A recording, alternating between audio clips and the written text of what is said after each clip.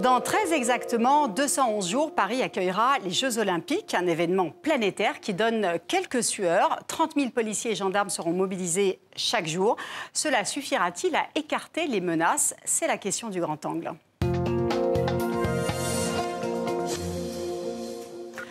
Nicolas Hernandez, expert en cybersurveillance, bonjour. Vous êtes aussi le fondateur de l'entreprise Aleph Networks. Merci d'être avec nous. Alors Paris promet une cérémonie olympique grandiose, unique. Elle va se dérouler sur la Seine. La Ville Lumière se prépare pour la plus grande fête populaire. Je reprends à dessein les éléments de langage. Le COJO, le comité d'organisation, veut briser les codes, révolutionner les Jeux. Très bien, mais en même temps, il y a une petite musique en sourdine qui dit « Attention, il y a des risques qui pèsent sur la sécurité ». Nicolas Hernandez, je l'ai dit, vous êtes expert en cybersurveillance. Cette cérémonie d'ouverture hors stade, sur un périmètre aussi long, avec une foule sur plusieurs centaines de mètres, est-ce que ça vous inquiète ou pas ? Oui, ça doit nous inquiéter. Effectivement, c'est un événement qui est une opportunité dans un contexte qui est très numérisé, avec une augmentation très forte des menaces cyber depuis le début d'année, qui s'est renforcée depuis le mois de septembre. Vous remarquez une activité plus importante ? Oui, nous remarquons depuis le début d'année une augmentation très forte sur toute l'activité d'attaque cyber. Et il faut bien comprendre qu'en fait, ces attaques cyber, ce sont des moyens. C'est-à-dire que derrière ces attaques cyber, les cibles, elles sont bien réelles. Et c'est ce qu'il faut... Vous voulez dire que c'est ce qui se passe, l'activité sur Internet, sur le dark web, c'est du concret. Ce n'est pas uniquement une activité sur le net. Oui, parce qu'on voit souvent l'activité cyber comme quelque chose de virtuel, c'est-à-dire des attaques de systèmes d'information, mais c'est aussi le lieu de lien entre humains. C'est-à-dire que le dark web sert à des activistes violents pour communiquer, et ces activistes, c'est monsieur et madame tout le monde. Pas tout à fait tout de même. Mais d'abord, est-ce que le COJO, le comité d'organisation, est préparé pour préparer à la fois cet événement, mais aussi pour parer aux éventualités d'attaque? Alors, à date, ce n'est pas la sensation que l'on a. Effectivement, et je rejoins ce qui se passe pour les transports, avec Anne Hidalgo et Valérie Pécresse qui ont levé une alerte sur la capacité des transports.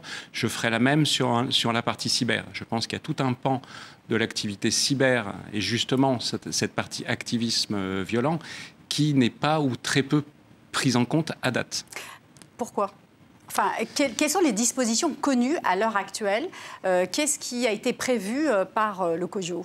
Alors, il y a une certaine opacité. Ils font appel à vous? Ils font appel à des experts, par exemple? Alors, ils font très peu appel, a priori, à des industriels français. Et c'est bien aussi une part du problème. C'est sur toute la partie veille cyber au sens large.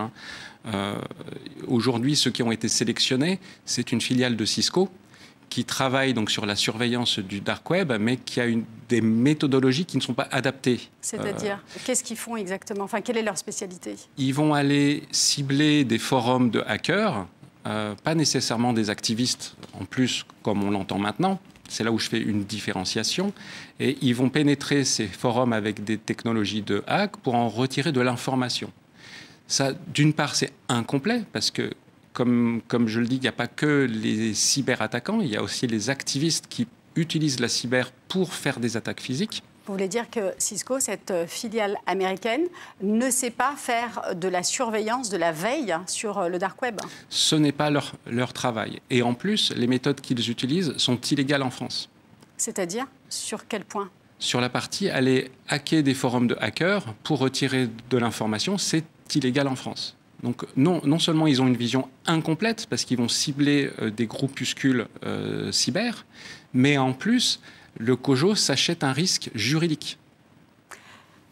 Quels sont les profils de ces... alors, on comprend bien qu'il y a un risque, mais quel est ce risque d'abord?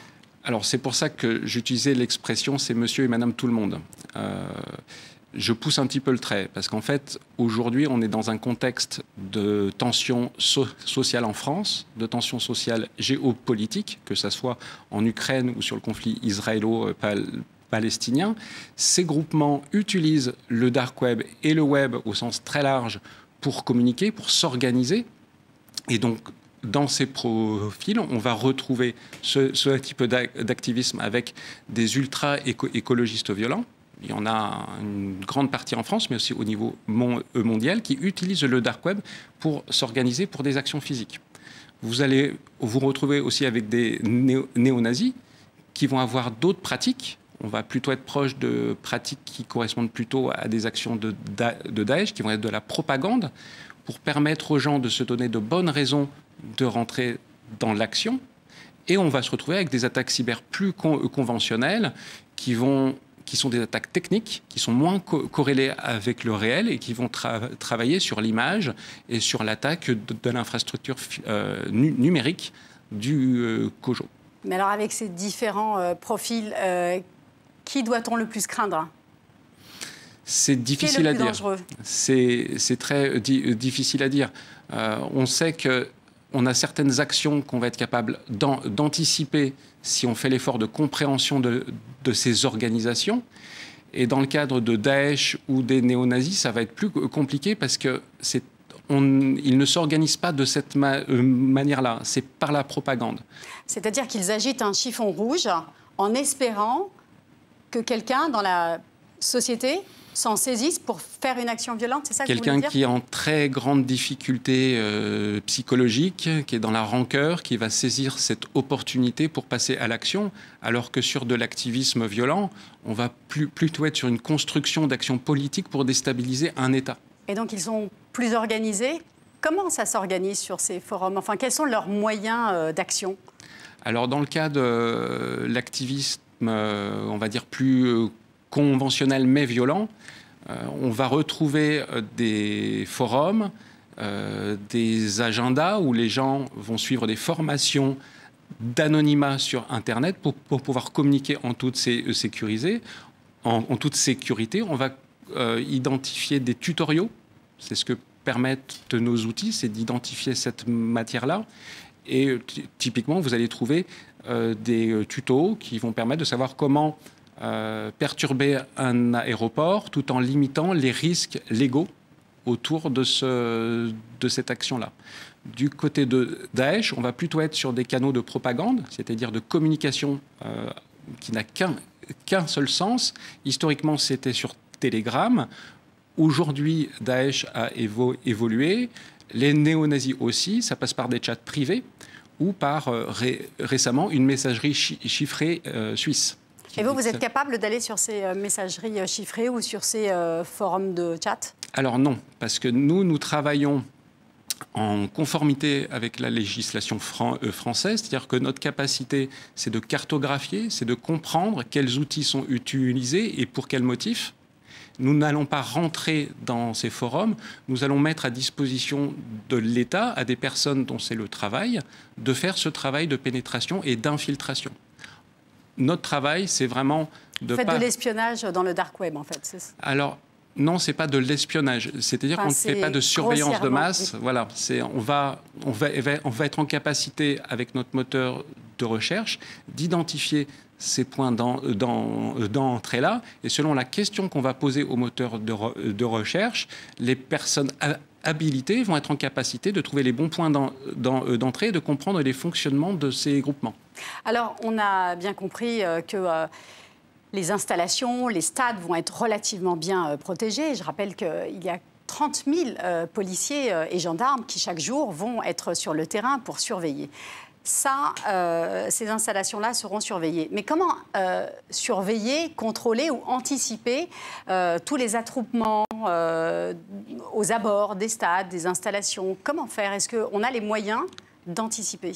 Alors, je pense qu'on peut en anticiper une grande partie en essayant de comprendre le fonctionnement de ces groupements. Et pour comprendre, il faut connaître, il faut cartographier, il faut revoir. Dans le cadre de Daesh ou de groupements qui sont dans la propagande, c'est très complexe parce qu'il n'y a pas de lien, il n'y a pas d'organisation. Aujourd'hui, les groupements activistes violents, autres que ceux que je viens de citer, sont bien dans une phase d'organisation. Typiquement, un groupement très connu activistes violents, hein, je parle bien de ces activistes-là, avaient construit tout un organe de communication et d'organisation français, et c'est remonté au niveau monde. C'est-à-dire qu'aujourd'hui, il y avait, je crois, 120 sites en France, sites web, hein, avec des liens répartis sur toute la France. C'est remonté au niveau monde où il y a 300 groupes. Donc on voit bien qu'il y a une structuration par le haut de ces groupements. Et c'est en infiltrant ces réseaux-là aux bons endroits qu'on va être capable d'anticiper certaines de ces actions. Aujourd'hui, le COJO n'est pas en mesure de le mettre en place. En tout cas, pas avec l'outil de la filiale de Cisco. Est-ce qu'il y a un risque qui pèse sur les athlètes, par exemple, avec la fuite des données ? Alors oui, c'est aussi un des sujets, c'est que le COJO embarque beaucoup de fournisseurs qui eux-mêmes embarquent des données des athlètes, mais aussi des données du COJO. Et une des grandes complexités, c'est que aujourd'hui, l'ensemble, tout l'écosystème des fournisseurs fait partie des cibles pour les JO. Il faut bien prendre conscience qu'aujourd'hui, les fournisseurs des JO sont déjà attaqués par des ransomware. Et c'est massif. C'est-à-dire qu'aujourd'hui, on considère que l'année dernière, il y a eu 2500 attaques par ransomware. Cette année, c'est 5000. Les 30 derniers jours, c'est 500. Et il faut multiplier ce chiffre, si on veut connaître le nombre de victimes réelles, par 300. C'est-à-dire quand il y a une attaque de fait cyber par ransomware, ça embarque l'ensemble des données des clients et des fournisseurs. Qui pourrait attenter à la sécurité des athlètes, par exemple? Alors, je pense tout particulièrement aux groupements néo-nazis qui sont très compétents et très présents sur le dark web, qui ont déjà en cours de discussion l'identification d'athlètes de couleur qui vont être présents sur les JO. Et là-dessus, il y a une prise de conscience de la part des organisations de à ma connaissance, non. C'est-à-dire que ce qu'on voit, nous, c'est très récent. En fait, ça va très, très vite. Cette augmentation est très violente. On voit une augmentation du nombre d'attaques, mais aussi de la qualité des attaques. Est-ce qu'il y a vous constatez un pic, par exemple, dans le trafic des armes aussi? On constate une augmentation du trafic des armes qui est liée peut-être aussi au contexte ukrainien, où on sait que quand il y a une guerre, il y a un trafic d'armes secondaire qui effectivement se retrouve sur le dark web. Mais on trouve aussi dans toutes ces attaques, dans toutes ces données qui sortent, une augmentation de la capacité d'attaque. Il faut bien savoir que ces données qui sortent sont des opportunités d'attaque pour les fournisseurs et pour le COJO. Et ce qu'on ressent et ce qu'on voit même aujourd'hui, c'est que le COJO est très concentré sur son système, mais pas sur l'écosystème complet de l'ensemble des fournisseurs. Qu'est-ce qui vous inquiète le plus ? Ce qui m'inquiète le plus, c'est qu'il faudrait très rapidement que Gérald Darmanin, qui est en première ligne sur ce sujet, prenne conscience qu'il reste très peu de temps. On a encore quelques semaines pour s'organiser, mais on manque d'outils. Il y a beaucoup d'acteurs français et des compétences françaises qui sont disponibles sur le marché pour répondre à ces besoins-là. Et je pense qu'il est urgent de les solliciter pour travailler ensemble à la sécurisation de ces JO. Merci beaucoup, Nicolas Hernandez, d'avoir répondu à nos questions.